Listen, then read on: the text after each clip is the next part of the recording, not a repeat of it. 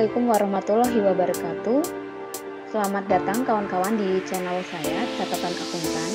Pada kesempatan kali ini, saya akan membahas materi terkait pencatatan pada jurnal umum, khususnya untuk transaksi yang sederhana. Jangan lupa like, komen, dan subscribe Catatan Akuntan biar kamu tidak ketinggalan video terbaru. Untuk materi saya, nah teman-teman mungkin sudah bisa melihat di layar ya. Jadi pada kesempatan ini, pencatatan jurnal untuk transaksi sederhana saya bagi menjadi dua bagian. Yang pertama adalah rumus dasarnya. Nah, ini terkait elemen-elemen pada pelaporan keuangan juga apa saja.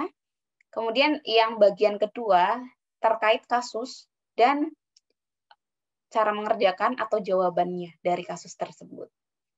Sekarang kita akan masuk ke bagian yang pertama terkait rumus dasar.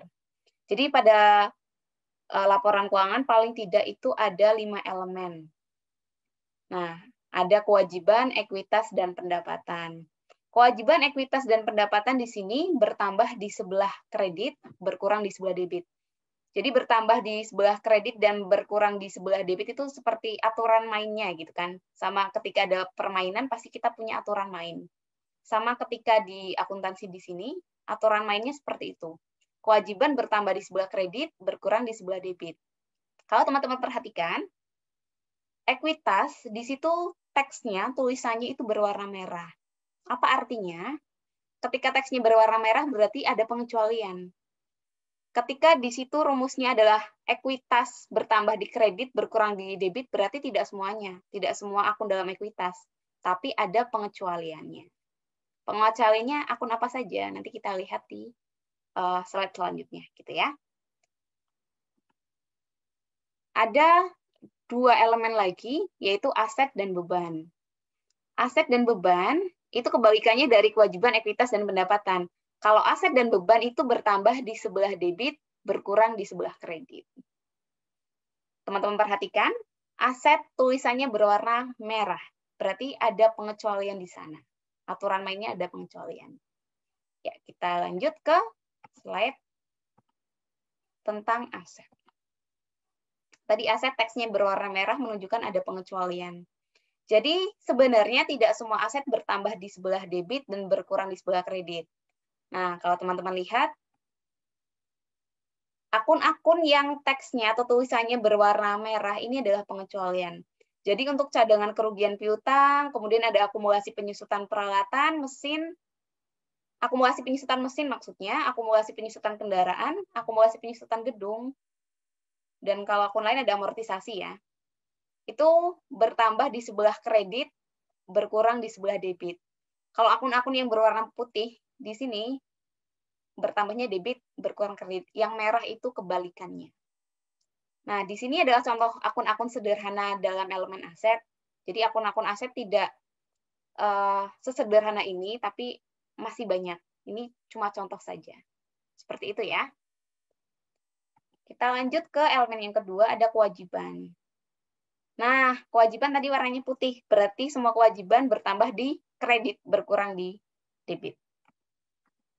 Nah, semua kewajiban bertambah di kredit, berkurang di debit.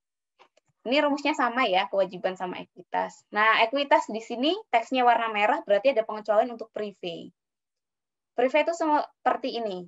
Ketika ada seorang yang punya usaha, kalau orang punya usaha itu kan kekayaan pribadi sama kekayaan usahanya itu kan dipisahkan gitu kan. Ketika seorang tersebut mengambil uang misalkan, uang di tempat usahanya tapi uang tersebut digunakan untuk keperluan pribadi, bukan untuk keperluan usahanya, maka itu disebut prive. Prive ini akan mengurangi ekuitas gitu kan, sehingga prive ini bertambah di sebelah debit, berkurang di sebelah kredit, kebalikannya dari ini. Kalau perusahaannya bentuknya PT, nanti ada dividen. Nah, seperti itu. Kemudian pendapatan. Pendapatan semuanya itu bertambah di sebelah kredit, berkurang di sebelah debit. Nah, ini contoh pendapatan untuk perusahaan yang sederhana gitu ya, perusahaan jasa. Ada pendapatan jasa, misalkan bengkel ya dari servis kendaraan, kemudian kalau perusahaannya salon ya dari jasa salon yang diberikan. Kalau pendapatan lain-lain itu seperti pendapatan bunga. Kalau kita nabung di bank, kita kan akan punya pendapatan bunga gitu kan. Itu merupakan pendapatan. Kemudian kalau beban di sini bertambah di sebelah debit, berkurang di sebelah kredit. Ya. Contoh beban di sini ada beban gaji, sewa, asuransi, dan lain sebagainya. Jadi teman-teman bisa perhatikan sendiri ya. Kita lanjut ya ke bagian yang kedua. Contoh kasus. Nah, pada kasus ini saya sediakan 6 kasus. Jadi untuk mempermudah teman-teman memahami perbedaan satu kasus dan kasus lainnya. Untuk kasus yang pertama, seperti ini. Arsyad beli mobil seharga 156 juta tunai. Di sini saya berikan tanda, saya highlight warna kuning, dan saya kasih teks berwarna merah. Ini untuk penanda jurnalnya. Arsyad beli mobil, berarti Arsyad dapat mobil. Mobil itu akunnya menggunakan kendaraan. Maka kendaraannya Arsyad itu bertambah.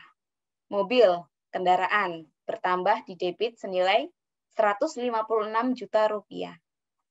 Kemudian belinya itu tunai. Kalau tunai berarti kan Arsyad mengeluarkan uang kan? Uang itu merupakan kas. Karena dikeluarkan, maka kasnya itu berkurang. Jadi pada kasus pertama ini, beli mobil tunai berarti Arsyad dapat mobil sehingga kendaraannya Arsyad bertambah, dan Arsyad belinya secara tunai berarti mengeluarkan uang. Karena mengeluarkan uang, maka kasnya berkurang senilai 156 juta. Nah, di sini kalau jurnal kita harus menyeimbangkan antara sisi kiri dan sisi kanan, antara sisi debit dan kredit.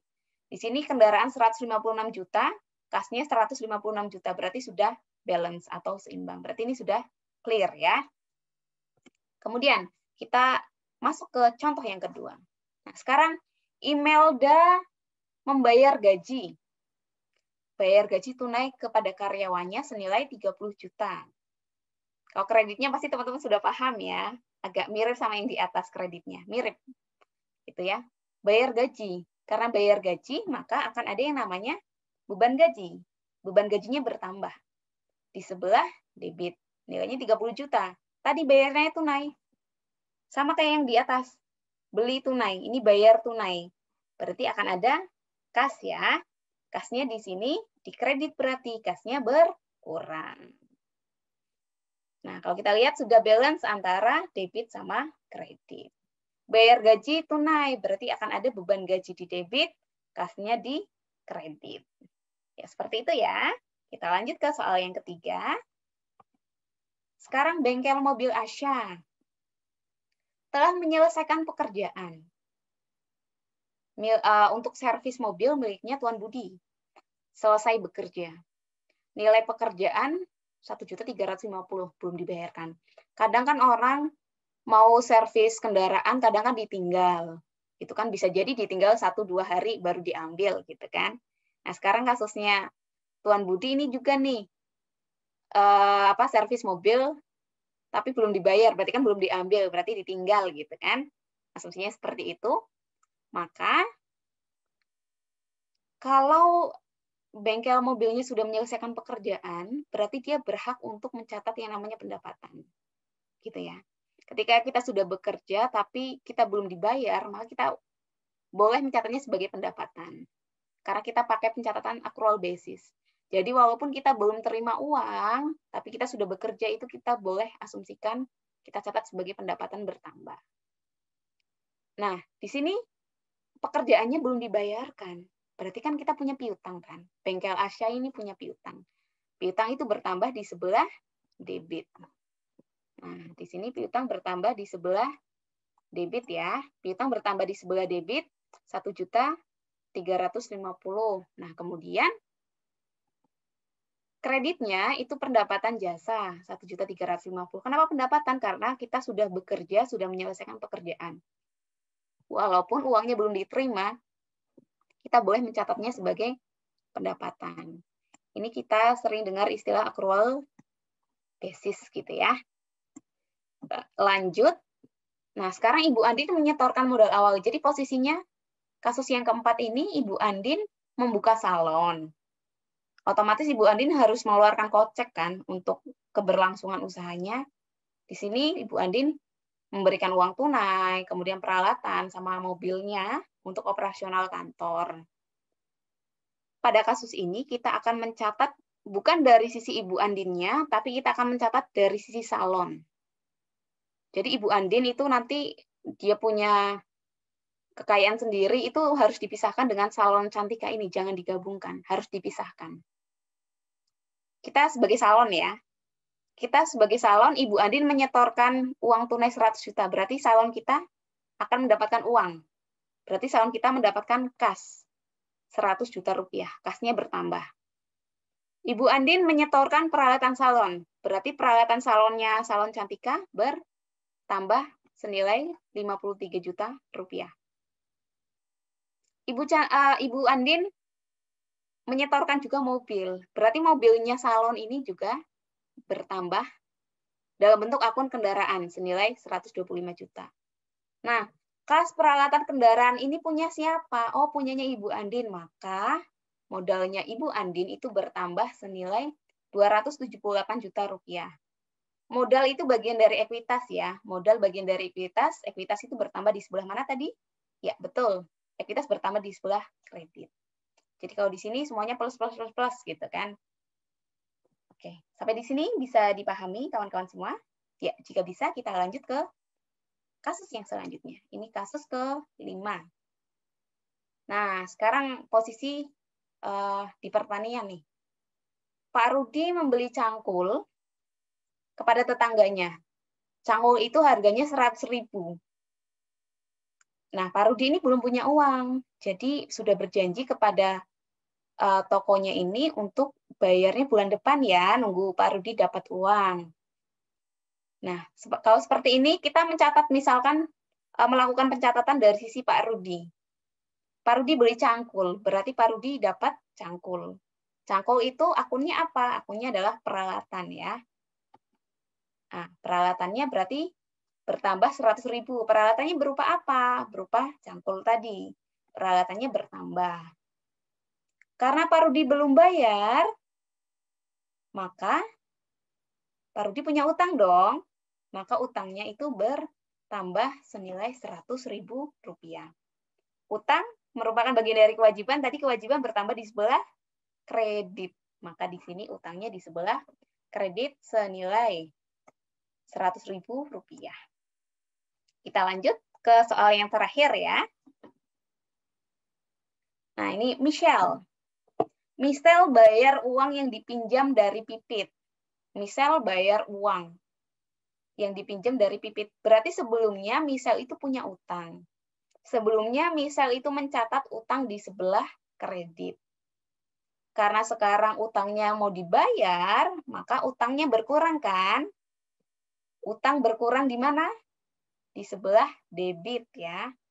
Utang itu bagian dari ekuitas, ekuitas bertambah di sebelah kredit, berkurang di debit. Utang berarti berkurang di sebelah debit. Maka di sini utangnya si Michelle ini akan berkurang senilai 7 juta rupiah di sebelah debit. Michelle bayar utangnya pakai apa? Pakai uang. Makanya kasnya akan berkurang. Kasnya Michelle akan berkurang. Oke, seperti ini sudah paham semua ya. Semoga kawan-kawan semuanya sudah paham. Terima kasih teman-teman sudah menonton video saya. Saksikan video saya selanjutnya.